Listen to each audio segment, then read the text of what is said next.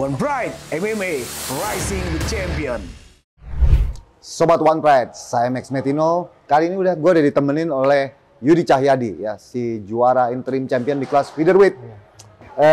Bagaimana untuk berat badan, Yudi? Biasanya lu di berat berapa sih untuk hari-harinya kalau lagi nggak tanding?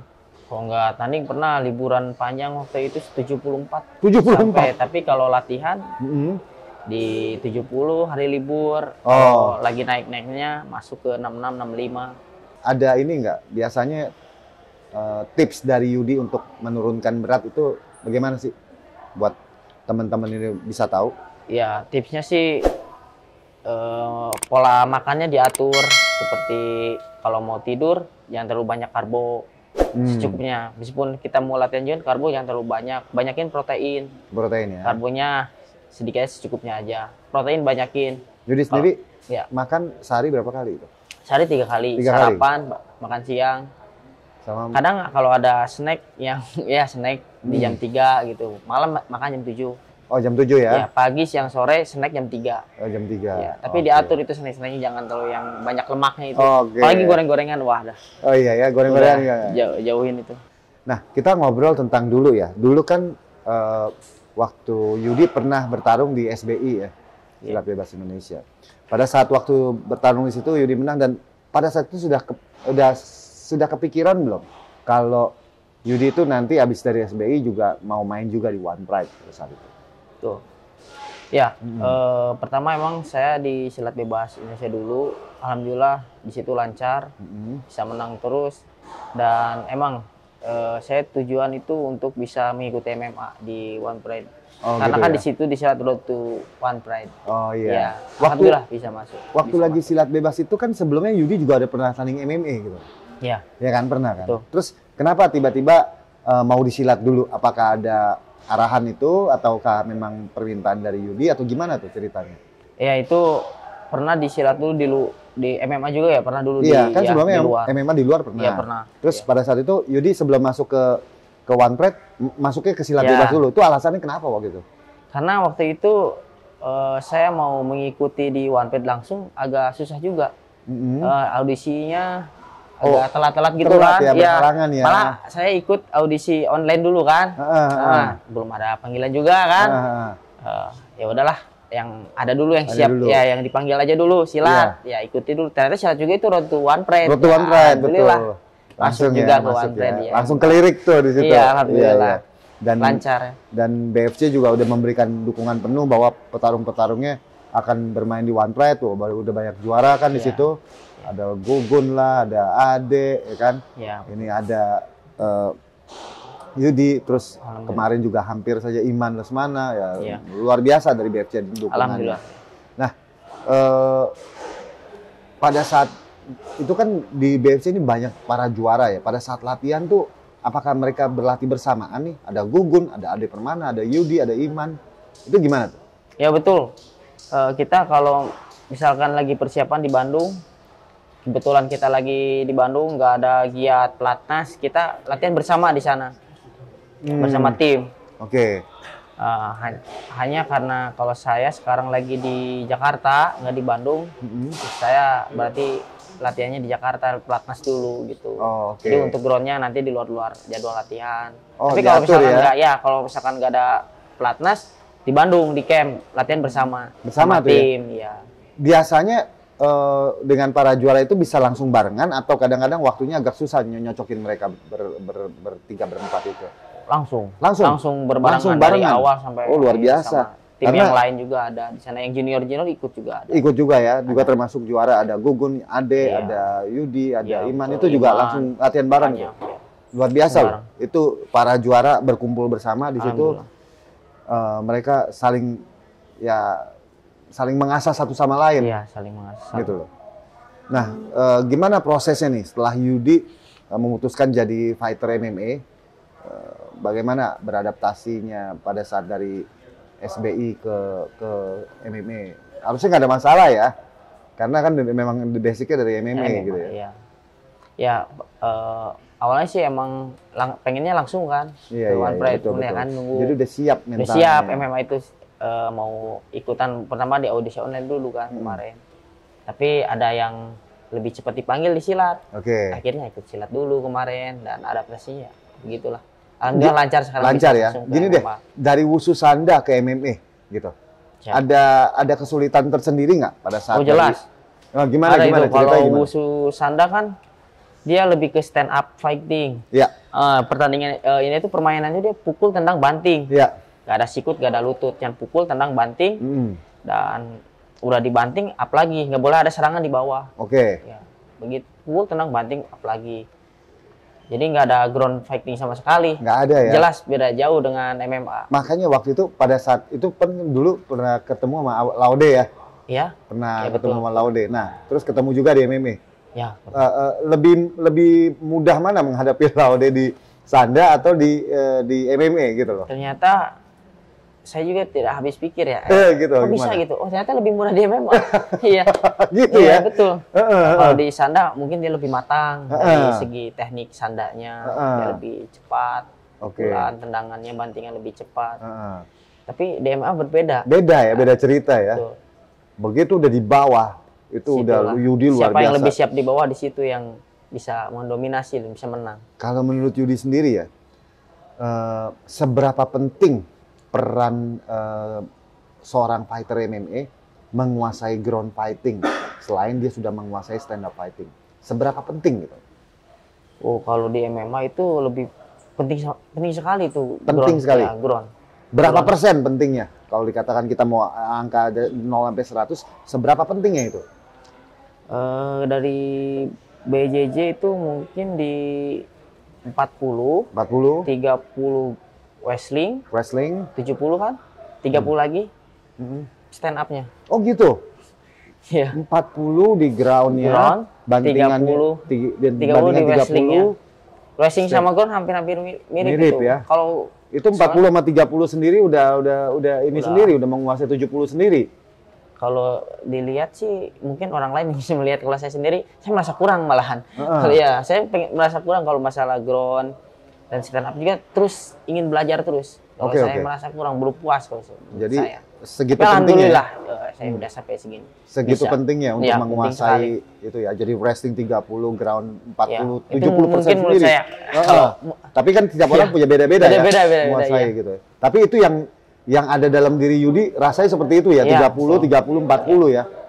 Kadang 35-35 sama Kadang-kadang, wrestling. iya. Soalnya kan Mirip ground, ya? ground ya mirip, hampir mirip sama wrestling. Ground sama Mau bawa ke bawah, Ya, kalau wrestlingnya bisa tahanan yang bisa dibawa ke bawah, bisa betul. juga. Kalau wrestlingnya kan dia lebih untuk menjatuhkan. Menjatuhkan dan bisa sprawl sedangkan untuk ya. sedangkan jiu-jitsunya grapplingnya untuk melakukan finishing kan, cekikan, kuncian ya kan, seperti itu ya.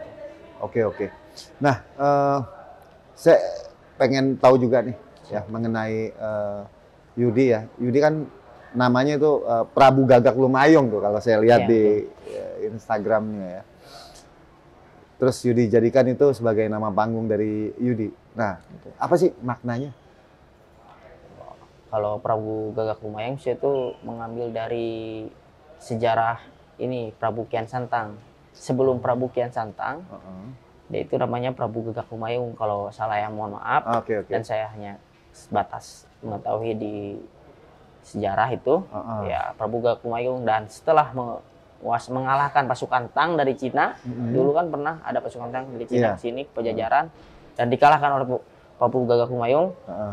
Akhirnya dia dijuluki Prabu Kian Santang setelah mengalahkan pasukan Tang dari Cina. Gitu. Dari saya terinspirasi dari Prabu Kian Santang. Ya, dia seorang raja Pajajaran. Terinspirasi dari segi apanya dengan Kian Santang ini? Dia itu luar biasa sekali dari dulu, banyak sekali, malah di filmnya juga ada kan? Ya ada. Ya, dia penyebar Islam, dan Prabu itu juga kan raja. Nah, bahasa Sundanya itu Prabu itu raja, bahasa Indonesianya raja, Sundanya Prabu. Gitu. Prabu Gagak Lumayong, itu seorang raja dulu di Pajajaran Sunda, tanah Sunda.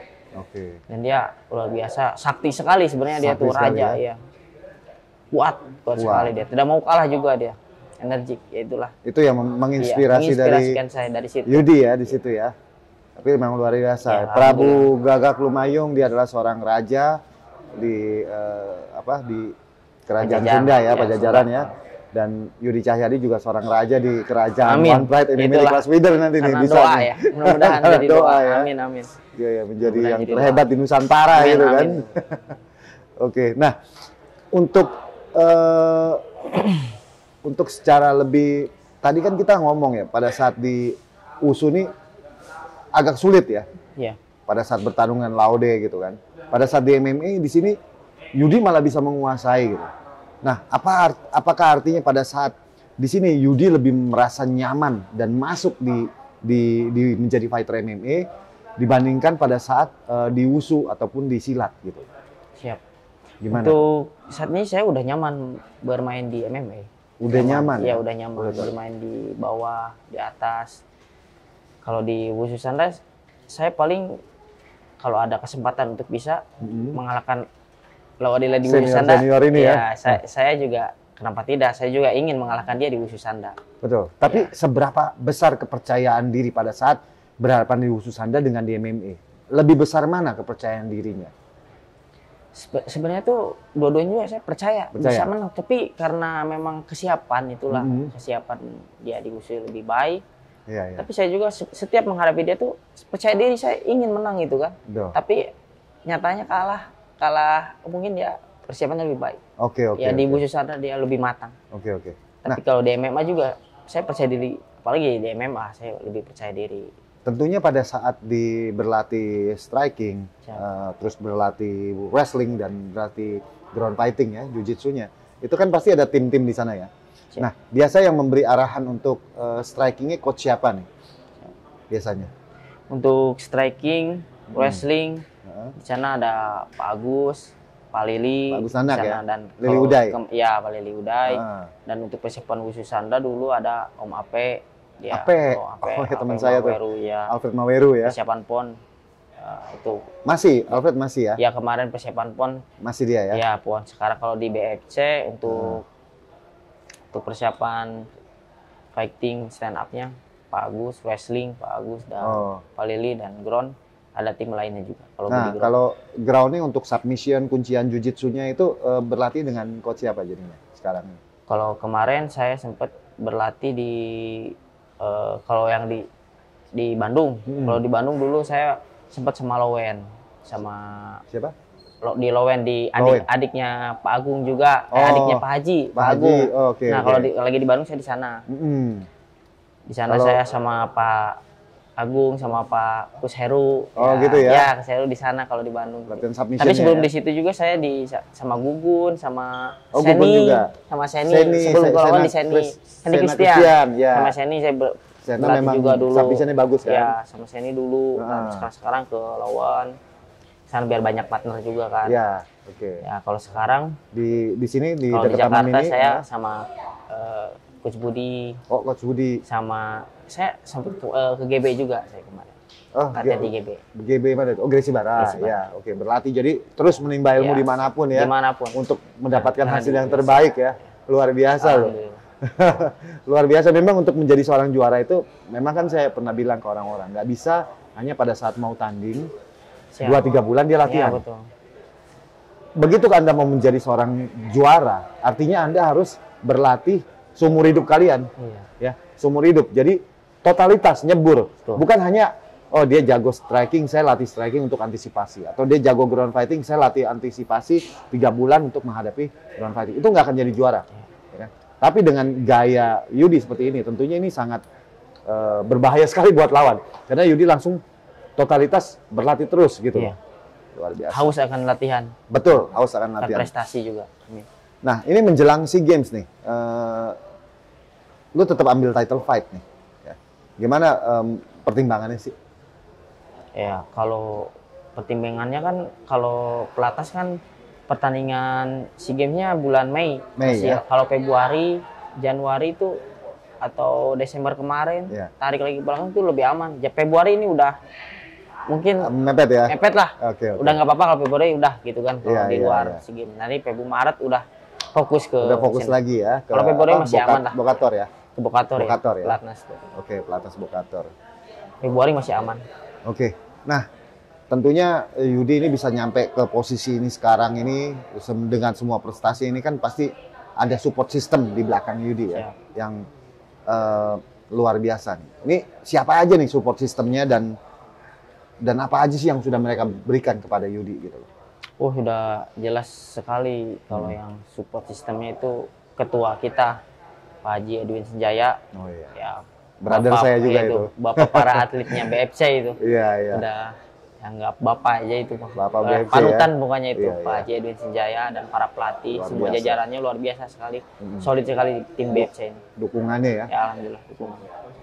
Selain Kang Edwin, ada lagi beberapa dari mungkin keluarga ataupun relasi dari luar Pasti. ataupun sponsor Kalau gimana dari itu?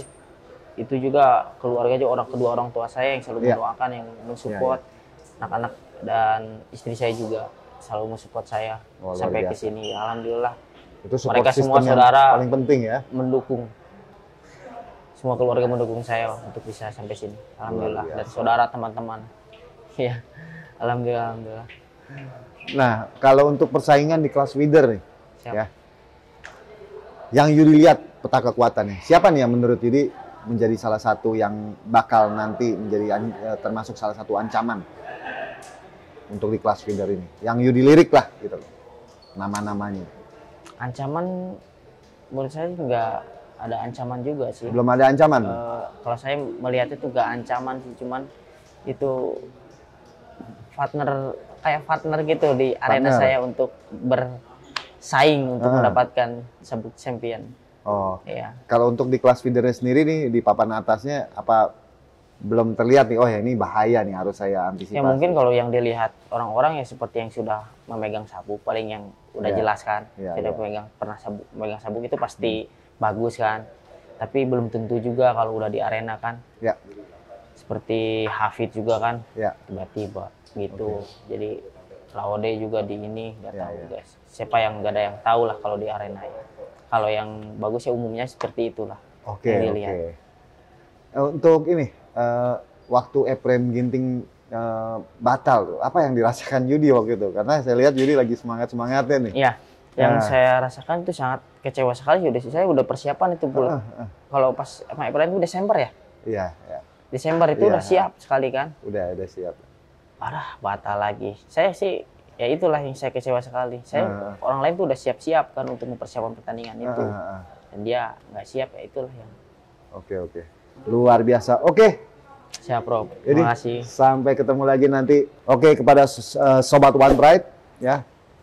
Selesai sudah obrolan-obrolan kita yang sangat seru sekali dengan Yudi, dan obrolan ini bisa terjadi karena dukungan dari KPC dan juga dukungan dari IMP.